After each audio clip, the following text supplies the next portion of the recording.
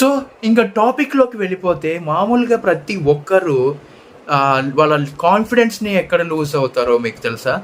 కొంతమంది ఇంట్లో నుంచి వచ్చే సిట్యుయేషన్స్ ద్వారా బాయ్స్ అయితే వాళ్ళ కాన్ఫిడెన్స్‌ని అయితే లూజ్ అవుతారు. ఎందుకు అంటే ఇంట్లో ఉన్న టెన్షన్స్‌కి వాళ్ళకైతే వాళ్ళ మైండ్ అయితే సరిగ్గా పని చేయదు. సో, మైండ్ పని చేయకపోతే ఇంక వాళ్ళకి కాన్ఫిడెన్స్ అనేది ఉండదు. సో, అదే స్టేబుల్ మైండ్‌తో వాళ్ళైతే వెళ్ళి ఎగ్జామ్స్ అయినా, క్లాస్ అటెండ్ అయినా, లేకపోతే క్లాస్ ఎగ్జామ్స్‌లో అయినా వాళ్ళైతే సరిగ్గా అయితే పర్ఫార్మ్ చేయరు.